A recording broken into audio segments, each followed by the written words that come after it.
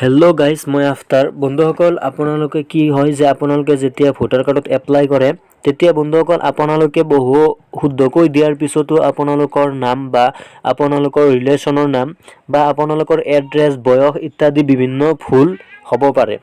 গতিকে বন্ধুসকল, আপোনালোকে সেই ভুলসমূহ, সাধাৰণ ভুলসমূহ, আপোনালোকৰ নাম বা এড্ৰেছ সেইটো কাৰেকশ্যন কৰিবলৈ যাওঁতে আপোনালোকে কি হয় যে এটা নাম কাৰেকশ্যন কৰাৰ বিনিময়ত আপোনালোকৰ পৰা 100 পৰা 150 টকা সেই দোকানীয়ে আপোনাৰ পৰা ল'ব। গতিকে বন্ধুসকল, সেই সাধাৰণ ভুলখিনি আপোনাৰ নামৰ বা এড্ৰেছৰ যিকোনো আপোনাৰ ৰিলেশ্যনশ্বিপৰ নাম যদি আপোনালোকৰ ভোটাৰ কাৰ্ডত ভুল আছে তেন্তে বন্ধুসকল আপোনালোকৰ হাতত থকা মোবাইলটোৰে বা আপোনালোকৰ লেপটপ, ডেস্কটপেৰে আপোনালোকে অতি সোনকালে মাত্ৰ 5 মিনিটৰ ভিতৰত আপোনালোকে সমূহ কাৰেকশ্যন কৰিব পাৰিব। গতিকে বন্ধুসকল, আপোনালোকে কেনেকৈ আপোনালোকৰ নিজৰ মোবাইলৰ জৰিয়তে ভোটাৰ কাৰ্ডৰ নাম কাৰেকশ্যন কৰিব আজিৰ এই ভিডিঅ'টো সম্পূৰ্ণৰূপে দেখিম। গতিকে বন্ধুসকল, আজিৰ এই ভিডিঅ'টো অকণো স্কিপ নকৰি শেষলৈকে চাব। বন্ধুসকল, আপোনালোকে ভোটাৰ কাৰ্ডৰ কাৰেকশ্যন কৰিবলৈ আপোনালোকে যিকোনো এটি ব্ৰাউজাৰ অ'পেন কৰি ল'ব। মই মোৰ ক্ৰোম ব্ৰাউজাৰটো অ'পেন কৰি লৈছোঁ। ব্ৰাউজাৰটো অ'পেন কৰি লোৱাৰ পিছত আপোনালোকে চাৰ্চ বটনত চাৰ্চ কৰিব www.nvsp.in www.nvsp.in বা coassam.in এইটো চাৰ্চ কৰি আপোনালোকে এই ৱেবছাইটটোলৈ আহিব পাৰিব। আপোনালোকে ইয়াতে চাৰ্চ কৰি দিব। মই এইটো চাৰ্চ কৰি দিলোঁ। চাৰ্চ কৰি দিয়াৰ পিছত আপোনালোকে এইটো ডেস্কটপ ছাইড কৰি ল'ব। মই দেখিবলৈ পাইছে ডেস্কটপ ছাইড কৰি ল'লোঁ। ডেস্কটপ ছাইড কৰি লোৱাৰ পিছত আপোনালোকে এই পেজটো খোল খাই যাব। খোল খাই যোৱাৰ পিছত আপোনালোকে ইয়াতে দেখিবলৈ পাইছে লগইন ৰেজিষ্টাৰ বুলি লিখা আছে। ইয়াতে আপোনালোকে ক্লিক কৰিব। ইয়াতে ক্লিক কৰাৰ পিছত আপোনালোকে এইটো লগইন কৰিব লাগিব।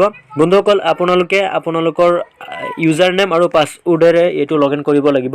বন্ধুসকল, আপোনালোকে যদি ইউজাৰ নেম আৰু পাছৱৰ্ড বনোৱা নাই তেন্তে বন্ধুসকল আপোনালোকে ইউজাৰ নেম আৰু পাছৱৰ্ড কেনেকৈ বনাব মই অলৰেডি এটি ভিডিঅ' বনাইছোঁ। সেই ভিডিঅ'টো যদি আপোনালোকে এতিয়াও চোৱা নাই আপোনালোকে ডিছক্ৰিপশ্যনত লিংক দিয়া আছে। সেই লিংকটোৰে আপোনালোকে ভিডিঅ'টো চাই লওক। আপোনালোকে এইটো প্ৰথমে লগইন কৰিব লাগিব। আপোনালোকে দেখিবলৈ পাইছে মই লগইন কৰি আছোঁ।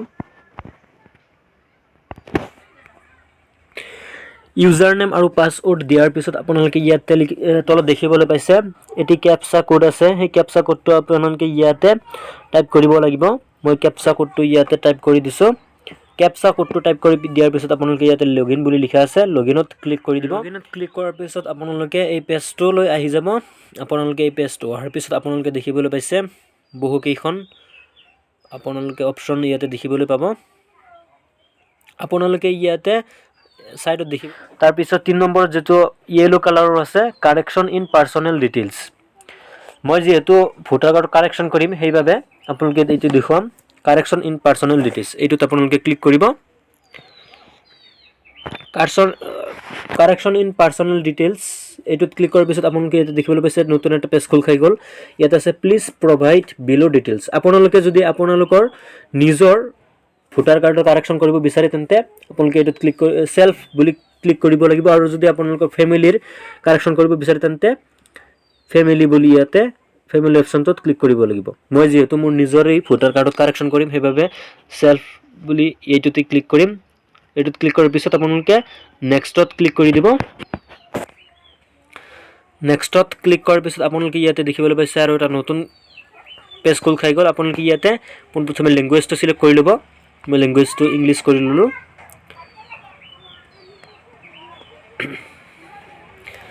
লেংগুৱেজটো চিলেক্ট কৰাৰ পিছত আপোনালোকে তলফালে স্ক্ৰল ডাউন কৰিব।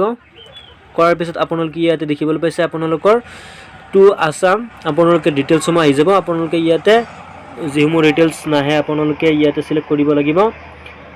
আপোনালোকে ইয়াতে আপোনালোকৰ সমূহ ডিটেইলছ দেখিবলৈ পাইছে। হোৱাৰ পিছত আপোনালোকে ইয়াতে ব্লু কালাৰৰ এটা লাইন দেখিবলৈ পাব please tick the entry which is to be corrected. বন্ধুসকল, ইয়াৰ মানে হ'ল আপোনালোকে আপোনালোকৰ ভোটাৰ কাৰ্ডত কি কি কাৰেকশ্যন কৰিব বিচাৰে আপোনালোকে সেইটো ইয়াতে টিক মাৰ্ক দিব লাগিব। আপোনালোকে ইয়াতে টিক মাৰ্ক দিয়াৰ পিছতহে আপোনালোকে আপোনালোকৰ সবিশেষ শুদ্ধ কৰিব পাৰিব। আপোনালোকে ইয়াতে দেখিবলৈ পাইছে মই কি কি কাৰেকশ্যন কৰিম। ইয়াতে নেমত ক্লিক কৰিলোঁ। নেমৰ পিছত ডেট অফ বাৰ্থ কাৰেকশ্যন কৰিম। Name of relative, name of type of relative আপোনালোকে দেখিবলৈ পাইছে মই কি যিবিলাক কাৰেকশ্যন কৰিম সেইবিলাক মই এতিয়া সিলেক্ট কৰি ললো সিলেক্ট কৰাৰ পিছত আপোনালোকে ইয়াতে দেখিবলৈ পাইছে the correct particulars in entry to be corrected as below তাৰ মানে হল আপোনালোকৰ নামটো যেটো কাৰেকশ্যন কৰিব যেটো শুদ্ধ নাম আপোনালোকে ইয়াতে দিব লাগিব প্ৰথমতে আপোনালোকে ইংলিছত দিব আপোনালোকে ইয়াতে দেখিবলৈ পাইছে মই ইয়াতে টাইপ কৰি আছো ইংলিছত দিয়াৰ পিছত আপোনালোকে তলত আপোনালোকে ইয়াতে দেখিবলৈ পাইছে ৰিজনাল ল্যাঙ্গুৱেজ আপোনালোকৰ ৰিজনাল ল্যাঙ্গুৱেজ অসমীয়াত হয় ৰিজনাল ল্যাঙ্গুৱেজ আপোনালোকে অটোমেটিকলি আহি যাব আৰু যদি এটো শুদ্ধভাৱে নাহে তেন্তে আপোনালোকে ইয়াতে টাইপ কৰিব পাৰিব নামটো টাইপ কৰাৰ পিছত আপোনালোকে তলত দেখিবলৈ পাব সাৰ নেম বুলি আছে সাৰ নেমটো আপোনালোকে যদি সাৰ নেম আছে সাৰ নেম ইয়াতে টাইপ কৰিব লাগিব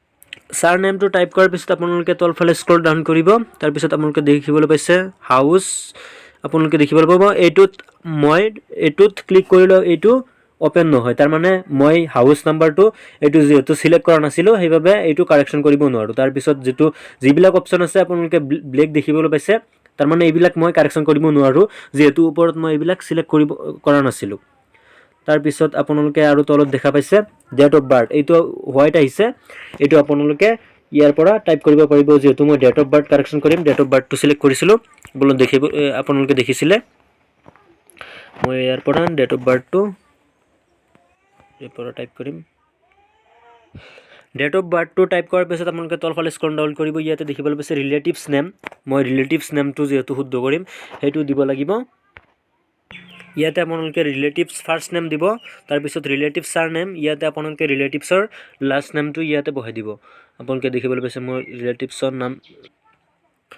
ৰিলেটিভছৰ সাৰ নেমটো দিয়াৰ পিছত আপোনালোকে ইয়াতে দেখিছে ৰিলেশন টাইপ এইটো আপোনাৰ ফাদাৰৰ নাম হয় নে মাদাৰৰ নাম হয় নে হাইফন নাম হয় যেটো হয় আপোনালোকে ইয়াতে দিব আপোনালোকে ডকুমেন্টসমূহ আপলোড দিব লাগিব আপোনালোকে ইয়াতে দেখিবলৈ পাইছে এছ প্ৰুফ বুলি লিখা আছে আপোনালোকে এছ প্ৰুফৰ কাৰণে কি দিব পাৰিব আপোনালোকে ইয়াতে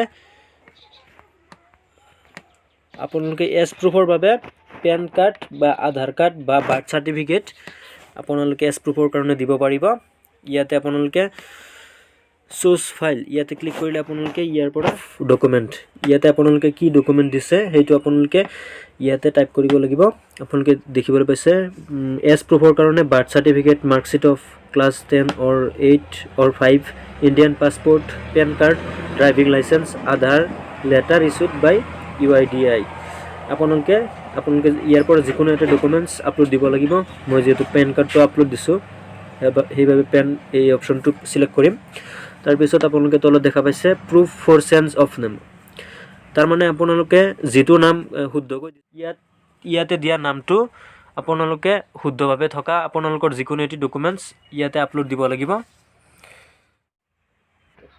তাৰ বাবে আপোনালোকে আপোনালোকৰ ৰেশন কাৰ্ড বা বেংক পাছবুকটো ইয়াতে আপোনালোকে আপলোড দিব পাৰিব মই বেংক পাছবুকটো আপলোড দিছো ইয়াতে আপলোড দিয়াৰ পিছত আপোনালোকে ইয়াতে তলত দেখা পাইছে ইমেইল আইডি আৰু মোবাইল নম্বৰ আপোনালোকে ইয়াতে ইমেইল আইডি বা মোবাইল নম্বৰটো ইয়াতে টাইপ কৰিব লাগিব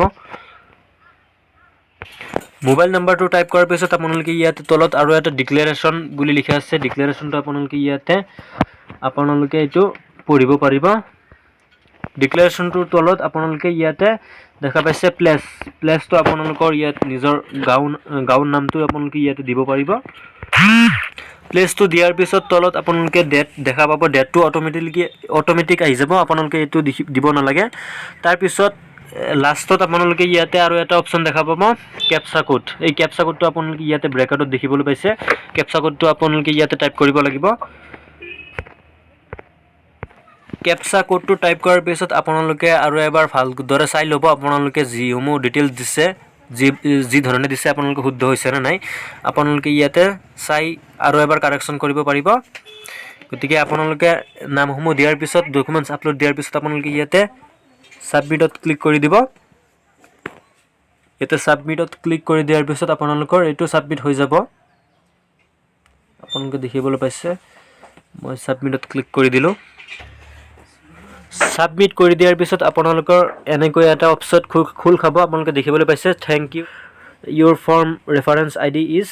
আপোনালোকে এইটো স্ক্ৰীনশ্বট মাৰি আপোনালোকে মোবাইলত ছেভ কৰি ৰাখিব, কিয়নো আপোনালোকে ইয়াতে ৰেফাৰেঞ্চ ID নাম্বাৰটোৰে আপোনালোকে পৰৱৰ্তী সময়ত আপোনালোকৰ ৰেফাৰেঞ্চ ট্ৰেকিং কৰিব পাৰিব, ষ্টেটাছসমূহ চাই থাকিব পাৰিব। সেইটো আপোনাৰ কাৰেকশ্যন কৰাটো একচেপ্ট হ'ল নে ৰিজেক্ট হ'ল আপোনালোকে সেইটো চাই থাকিব পাৰিব। গতিকে বন্ধুসকল আপোনালোকৰ ভোটাৰ ID কাৰেকশ্যন ছাবমিট হৈ গ'ল। গতিকে বন্ধুসকল আপোনালোকৰ ভোটাৰ IDসমূহ এনেকৈ এইদৰে কাৰেকশ্যন কৰিব পাৰিব। গতিকে বন্ধুসকল আজিৰ ভিডিঅ'টো ইমানেই সামৰিছোঁ। ধন্যবাদ।